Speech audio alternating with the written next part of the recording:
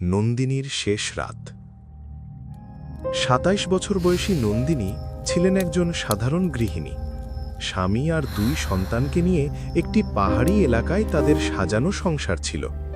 কাজের প্রয়োজনে নন্দিনীর স্বামীকে প্রায়ই শহরের বাইরে থাকতে হতো, আর ছেলেমেয়েরাও পড়াশোনার জন্য হোস্টেলে চলে যাওয়ায় নন্দিনী একাই বাড়িতে থাকতেন। নিঝুম পাহাড়ের নির্জনতায় একা রাত কাটানোর অভ্যাস তার হয়ে গিয়েছিল। এক রাতে ঘড়িতে তখন প্রায় ১২টা, চারপাশ নিস্তব্ধ। হঠাৎ নন্দিনীর সদর দরজার বেল বেজে উঠল। এই গভীর রাতে নির্জন পাহাড়ি এলাকায় কেউ আসার কথা নয়। নন্দিনী কিছুটা ভয় পেলেন, তবুও সাহসে ভর করে দরজার জালের ফাঁক দিয়ে বাইরে তাকালেন। দেখলেন বাইরে একটি ছোট মেয়ে দাঁড়িয়ে আছে। মেয়েটির পরনে ছিল ধুলো মাখা ছেঁড়া পোশাক, চুলগুলো উস্কো খুস্কো। তার হাতে একটি প্লাস্টিকের খালি বোতল। নন্দিনী অবাক হয়ে মেয়েটিকে জিজ্ঞেস করলেন সে কে, আর এত রাতে একা এখানে কি করছে। মেয়েটি কাঁদো কাঁদো গলায় বোতলটি দেখিয়ে বলল, মা, আমি খুব তৃষ্ণার্ত, সকাল থেকে এক ফোঁটা জল খাইনি, আমায় একটু জল দেবে? বাচ্চা মেয়েটির করুণ দশা দেখে নন্দিনীর খুব মায়া হলো।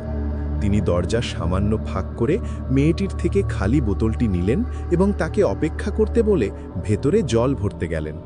কিন্তু জল ভরে যখন তিনি ফিরে এলেন, দেখলেন গেটের সামনে কেউ নেই। নন্দিনী বাইরে বেরিয়ে এদিক ওদিক খুঁজলেন, কিন্তু ঘন কুয়াশা আর অন্ধকারের মধ্যে মেয়েটিকে কোথাও দেখা গেল না। নন্দিনী ভাবলেন মেয়েটি হয়তো চলে গেছে, তাই তিনি বোতলটি গেটের বাইরেই রেখে ভেতরে এসে শুয়ে পড়লেন। রাত তখন আরও গভীর। ঘুমের ঘোরে নন্দিনী যখন পাশ ফিরলেন, তার পা বিছানায় রাখা কোনো একটা জিনিসে গিয়ে ঠেকল। স্পর্শটা ছিল বরফের মতো ঠান্ডা। নন্দিনীর চোখ খুলতেই তার আত্মা শুকিয়ে গেল।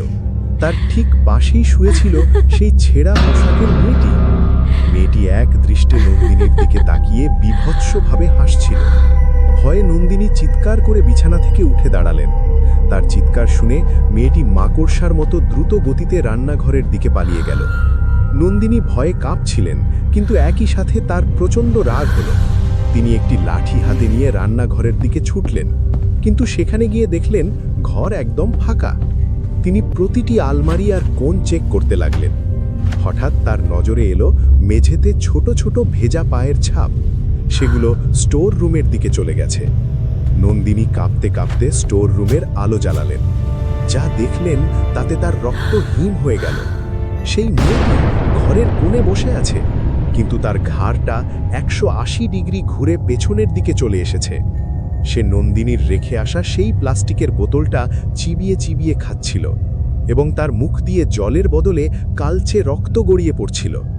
মেয়েটি নন্দিনীকে দেখে তার সাদা চোখের মণি দুটো স্থির করল এবং এক বিকট অট্টহাসি দিয়ে বলল, আমার তৃষ্ণা মেটেনি মা, আমার আরও জল চাই।